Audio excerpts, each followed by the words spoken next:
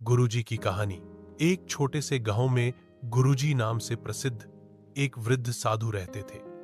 उनका असली नाम कोई नहीं जानता था, लेकिन गांव का हर व्यक्ति उन्हें श्रद्धा और प्रेम से गुरुजी कहता था।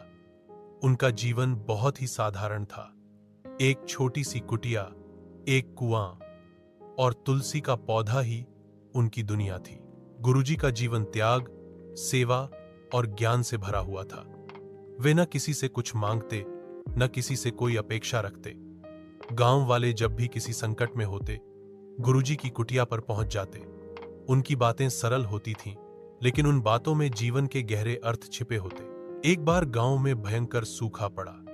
खेत सूख गए, कुएं सूख गए और लोगों के चेहरों पर चिंता की लकीरें गहराने लगी। गांव का मुखिया, जो कभी गुरुजी के पास नहीं जाता था, अब खुद उनके पास पहुंचा और बोला, गुरुजी, अब तो बस आप ही कोई राह बता सकते हैं। गुरुजी ने मुस्कुराते हुए कहा, बेटा, क्या तुमने कभी मिलकर काम किया है?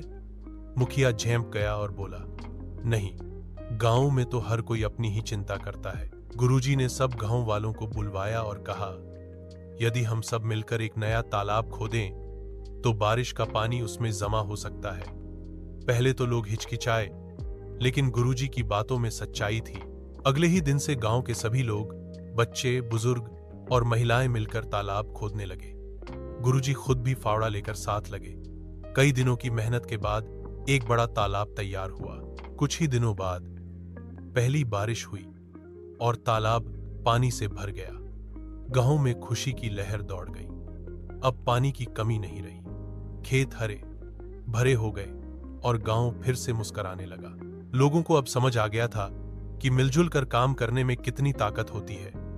गुरुजी ने कुछ नहीं लिया, लेकिन बहुत कुछ दे गए। एकता, मेहनत और भरोसे की सीख। गुरुजी ने एक दिन गांव छोड़ दिया। कोई नहीं जानता वे कहां गए, लेकिन उनकी बातें, उनका प्रेम और उनका आदर्श आज भी गांव की हवा में बसा है। सीख: सच्चा गुरु वह होता है जो बिना कुछ मांगे जीवन को दिशा दे जाए।